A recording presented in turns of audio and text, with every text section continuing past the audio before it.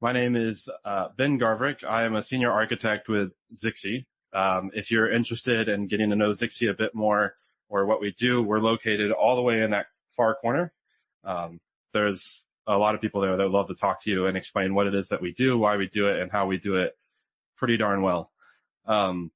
So today I'm here to talk to you about managing ultra low latency and live IP video workflows, which is quite the mouthful, but hopefully we can break it down a bit. So I wanted to talk first about just a quick high level on what latency is, why we care about it, why is it important today, and why are we just now really starting to get into it and talk about it more and more. And I think a lot of that comes down to before we were distributing video over the internet, we were using satellite. And when you're dealing with satellite, there's not really a conversation around latency because it's from the ground up to the satellite and back down. There's no need to try to configure that because you really can't.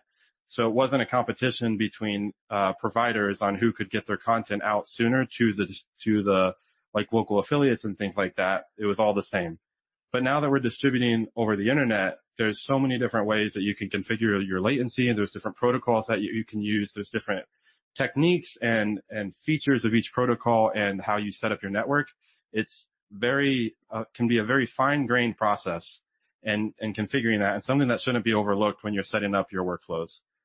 So before I talk about some of those characteristics and things that we need to change and set and how Zixi does it, I want to quickly talk about this slide.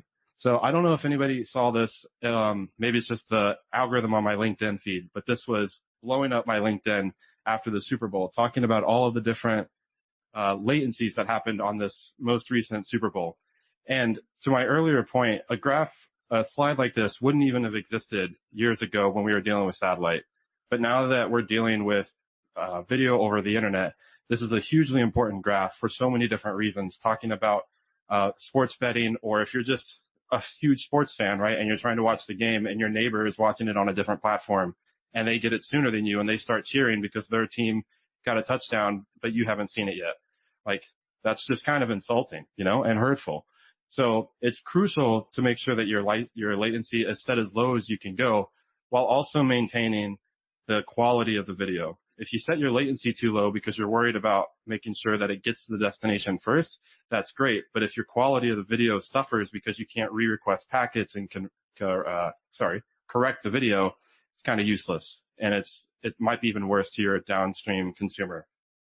So I don't want to go fully into this, but you can see the metrics there. It's pretty helpful stuff.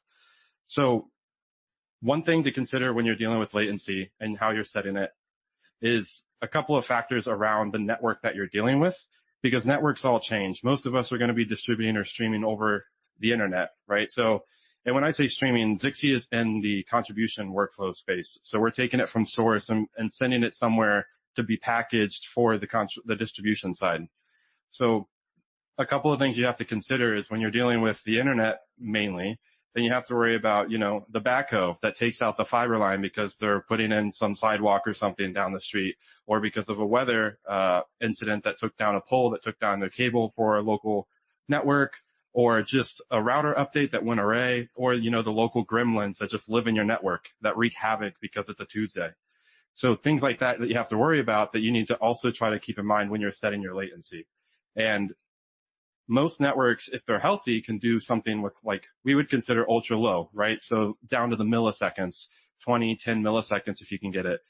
Average latency today, I would say, is probably higher, maybe in the seconds, because you're dealing with all those things I just mentioned. But when you do things like that, when you set your latency high, you're leaving a lot of overhead on the table.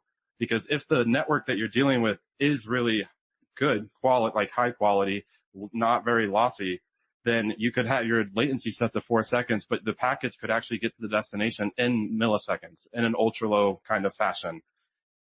So on that same vein, what Zixi decided to do when we realized that this was a problem, we first of all designed our protocol to be able to handle ultra low loads. So you can get down on a latency level to maybe sub 20 milliseconds if you wanted to make sure that your video is getting to the destination as quick as possible.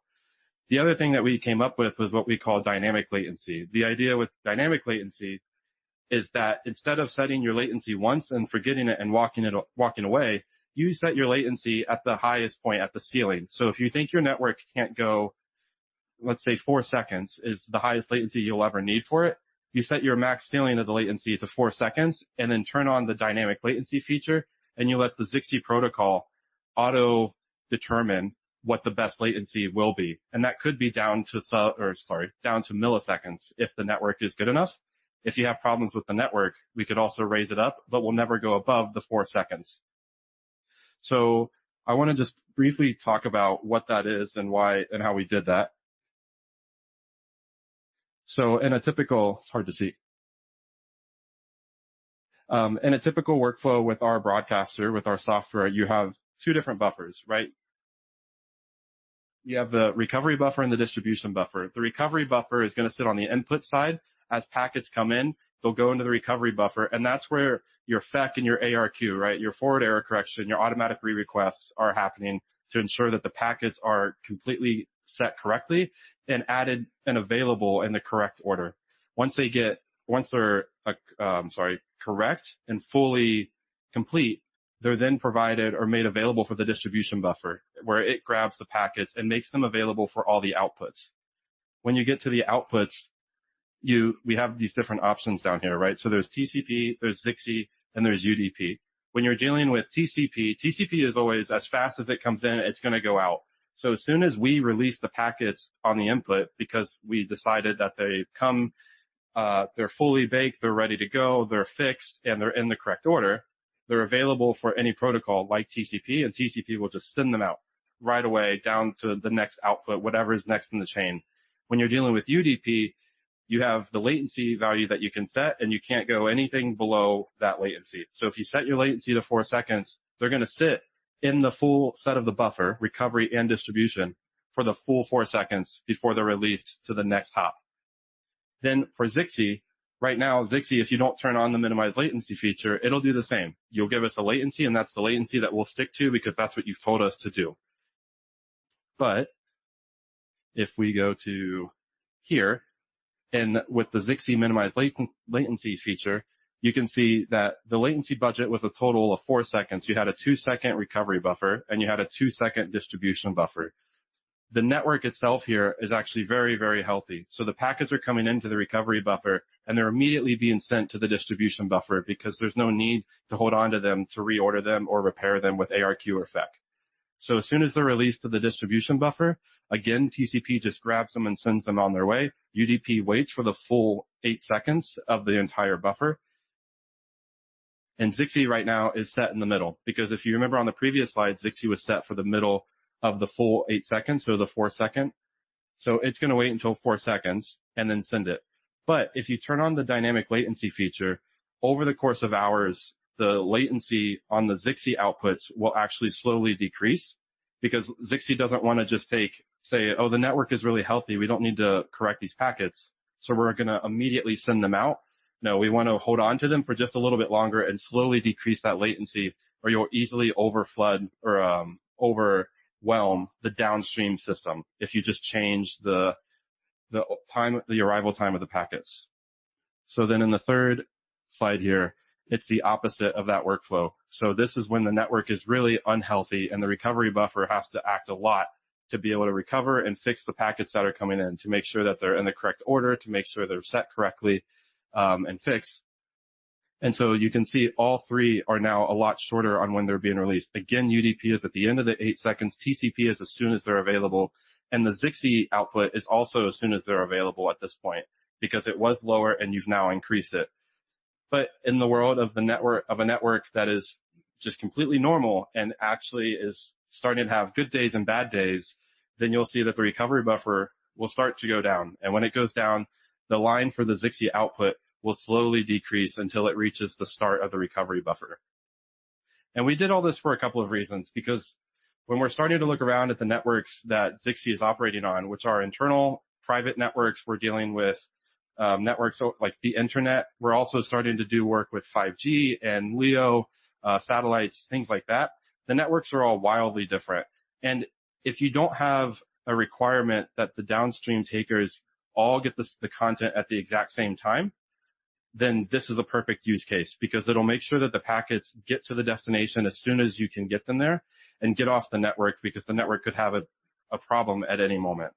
if you're dealing with things like sports, right, and you want to make sure that your content is getting all the way to the end as quickly as possible, but also in a uniform fashion, then minimized latency probably isn't the best option for you, and you just need to study your network and make sure that you're setting your latency as low as you can go. Because if you set up the minimized latency feature, but you're dealing with live sports, then you get into that situation I talked about earlier, where one guy is starting to see a touchdown before the next guy, and at that point that's inherently built into what you've set up. So that's even worse. So you want to make sure that you're setting this for the right use case. And when you're doing this, again, the nice thing is Zixi will figure out the low point for you of the latency. The high point will be whatever you set. So it could be down to 4 seconds. The high point could be 4 seconds, and the low point you could set that down, or Zixi will, down to milliseconds. When we've done testing, I've seen it go as low as 10 milliseconds and be totally fine. And when you do that, when it's Zixi's setting that itself. There's no ARQ or no FEC overrun, and the packets are coming in the proper way, right? So the last thing to mention about this is the other big reason that we decided to set this was just that, or to create this, was because when you're dealing with the network, and like I was saying, how the network can be volatile and it can have good days and it can have bad days. A lot of times in my previous companies and other platforms and tools that I've worked with, I've seen that when you do go to set the latency, you have to set it once. And once you set that latency, resetting it, changing it requires a restart of the stream, which is not good and causes problems downstream to the consumer. And the other thing is, we are just, humans. We can study the network best we can, and we can figure out what the RTT is and try to find calculations from that and look at our payload and what our ARQ and FEC is. But we're never going to set that properly, and we're never going to set that actually 100% accurately. So there's always going to be overhead left on the network, on the line. So doing the dynamic latency feature, one, allows for the latency to change in real time. It won't cause any sort of stream restart, and it's a graceful change so that the downstream device receiving the stream won't have any problems. There won't be any overflow errors, or the buffers on their side won't be flooded. The other thing is, the algorithm, it's the network that's actually setting the latency for you. So you don't need to worry about studying it and taking the time and the man hours to work through what your latency should be and set it. You just say, I have a good feeling about 4 seconds, because why not? So let's set that as the ceiling, and then let Zixi go through and determine that it actually can be way lower. And then maybe you go in and you look at it periodically and say, okay, for a week now it's been set to 1 second. I could actually change the ceiling of this latency if we wanted to. Yeah. So, sorry, I'm just reading my notes, making sure I've covered everything. Yeah, I think that's it. I think Zixi, we created the minimized latency feature because we saw a problem in the industry with the networks, with latency being too high, and there's overhead that you can easily manage and take care of. So if you download the Zixi broadcaster and use Zixi to confirm, to set up your outputs to make sure that they are using the least amount of latency as possible and your streams as low latent as possible. So, sorry, I talk really quickly, so we just powered through that. There's no Q&A up here, but if you guys did want to talk to me or ask questions, I'd be happy to. I'll be over here, or you could come over to the Zixi booth, where anybody over there would love to talk to you more about this. Thanks, guys.